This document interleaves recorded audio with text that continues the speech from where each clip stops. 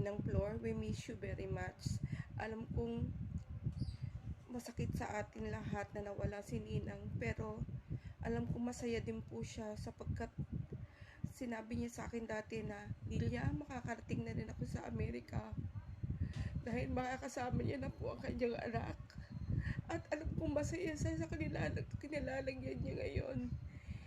Dahil bago man lang po siya nawala sa mundong ito, ay nakapiling niya po ang kanyang pinakamamahal na anak.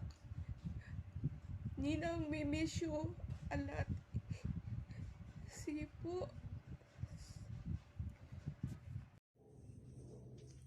Si Ate Flor ay kasamahan nating guro na napakabait at matulungin. Marami rin kaming pinagsamahan ni Ate Flor magmula pa sa mga estudyanteng hawak namin.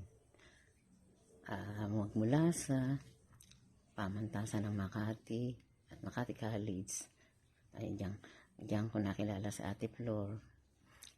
Ang mga estudyante kasi namin noon ay parehas na hawak namin. Napag-uusapan namin ang mga problema dito. Bukod pa doon sa kanyang mga personal na buhay minsan napagkakwentuhan namin. Ate Flor, sa ngayon kung saan ka man naroroon ay alam kong masaya ka na, payapa at maligaya sa piling ng ating Panginoon. Nagpapasalamat ako sa lahat ng ating pinagsamahan. Maraming salamat, Ate Flor. Mamimiss ka namin at hindi ka namin makakalimutan. Condolence to the family of Flora Villar. Nakikiramay ako. Tunay na nakakalungkot ang mga nangyari. Pero meron naman tayong consolation that she lived a good life, a life that is very pleasing to recall with us as her co-teachers at the Makati Polytechnic Community College several decades ago. Wala man siya or nawala man siya, but we are happy to think that she is now with the Lord and enjoying a life that is higit na maganda kaysa sa atin ng mga naiwan. Anyway, our consolation is that the Bible says we are not citizens of this world, but we are citizens of heaven. So lahat tayo, we will see each other again on the other shore at the pearly gates of heaven, sooner or later. Yun nga lang, iba-iba tayo ng panahon. So sa lahat ng aking mga co-teachers, I miss you. I miss you so much. Matagal na tayong hindi nakikita-kita. At sa mga hindi ko na makikita halimbawa, in person, let us see each other there at the mansion prepared by the Lord for us. Again, condolence to the family of Flora Villar. Napakaganda ng iniwan mong alaala sa aming mga co-teachers mo. Isa kang napakabait na kaibigan, mabait na co-teacher, at higit sa lahat, wala talaga akong masabi. So, yun lang po. Condolence again. Hello, Ma'am Flor. Super nakakalungkot po talaga na malaman na wala ka na. Nakakamiss ng mga time na nasa Pio pa tayo. Aakyat ako sa iyo para magpa-photocopy. Tapos halos 30 minutes tayo magkukwentuhan ng ating mga buhay-buhay. Sayang, ma'am, dahil alam kong meron ka pang gustong gawin kahit papaano. Kaya lang talagang hanggang dyan na lang po. Pero alam ko naman yung peace of mind na sa'yo na. Salamat sa pagiging nanay mo noon kapag namumblema ako sa mga estudyante ko. Nandyan ka para mag-advise palagi. Dahil talagang yung experience mo hindi naman matatawaran kapag nagkukwento ka ng mga karanasan mo sa student. Tapos na-adapt namin yun para sa discipline na rin. Thank you, ma'am, dahil na-feel ko po na talagang nanay ka noong mga panahon na yun. nawala ka man at masakit man sa amin at sa pamilya mo, alam kong lagi kang nandyan para tingnan kami, para i-guide kami.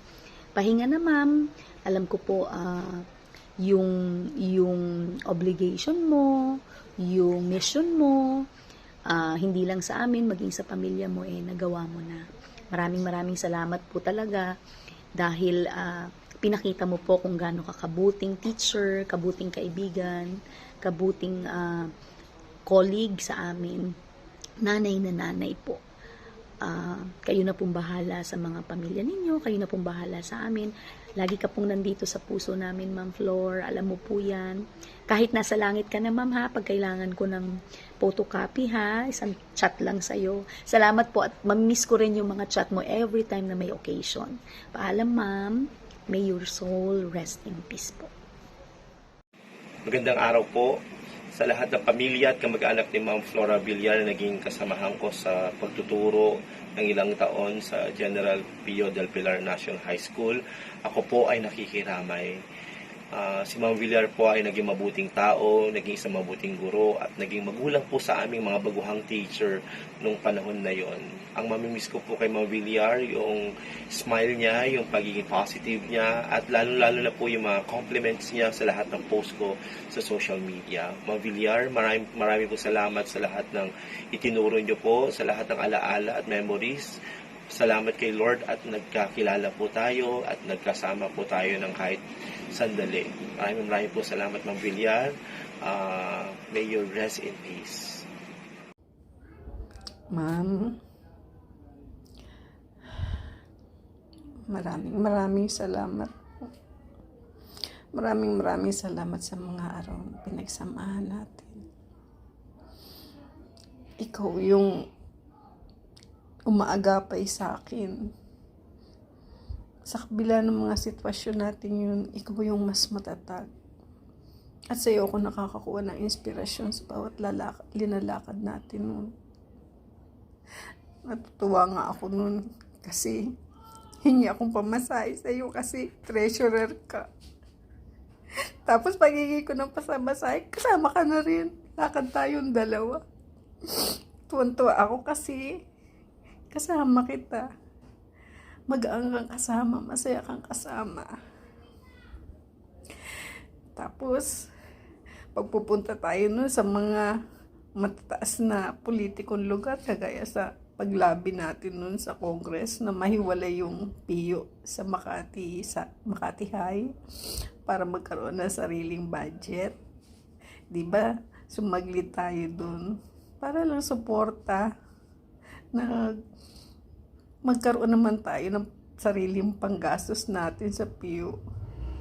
Biniro pa nga kita, Ma'am, pag hindi tayo pinapasok dito, sasabihin ko, kilala niyo ba yung kasama ko? Villar yan. Pag hindi pa rin umubra, kilala niyo ba yung pinakamataas na naiya? Si Lopez. Lopez yan. Ginagawa nating biro. Pero totoong napakalakas ng pangalan mo, Ma'am. Nagre-reflect talaga kung ano ka, in and out. Salamat, Ma'am. Kasi, yung lakas na yun, nag-emanate from you, papunta sa akin. Kada magkasama tayo, nakakahugot ako ng mga lakas na kinakailangan ko para di sa dapat kong gawin.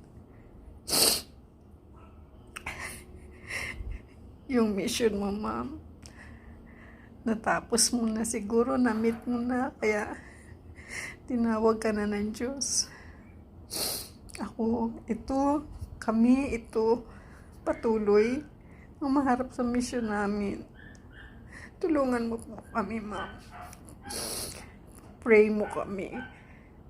Alam ko, sabi nga ng ibang kasama natin, nandiyan ka na sa tahanan ng Diyos. Another angel is added in heaven. At ikaw yun, Ma'am. Isang napakalakas na anghel. Siguro, sa linya ka ni Saint Michael. Sa lakas mo, sa lakas ng kalooban mo, katatagan mo. talaga ipinaglalaban mo yung mga mahal mo at yung gusto mong gawin, napaka-positibo mo. Kahit as an officer, pag may project tayo, ikaw yung kinukonsulta ko kasi maganda yung mga suggestion mo at saka talaga magtatagumpay. Pag yung project, binakinggan kita sa mga business, kung ano man yung kailangan para mag-raise ng fund. Ang galing mo, ma'am. Maganda yung mga payo mo. At saka meron kang, hindi lamang yung galing, yung lakas sa negosyo, kundi yung meron kang puso. Kaya talaga nag-click-click. Parang sa amin, objective lang yun. Sa'yo, output na. Ma'am, salamat. Maraming salamat. Napakaraming bagay, napakaraming pagkakataon na talagang minsan nag-report lang ako, nagsasalita lang ako ng mga ginagawa natin. Pero sa loob ko, alam ko, ikaw yun. Marami doon sa mga businesses na yun, sa mga funds na yun, naging tagumpay dahil sa'yo. Salamat, ma'am. Hindi ko na malaman kung ano pang may kukumpara ko doon sa mga naibigay mo sa akin. Bagamat hindi natupad yung huli nating usapan.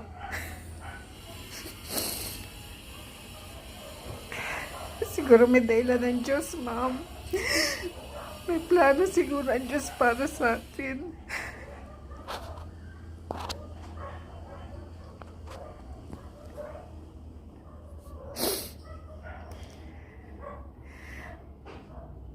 Thank you for being my travel buddy in this journey of life. It has never been so beautiful if not with you traveling with me along the path to meet our objectives. At ang nakakatuwa sa iyo, ma'am, yung bawat pagkilos natin, talagang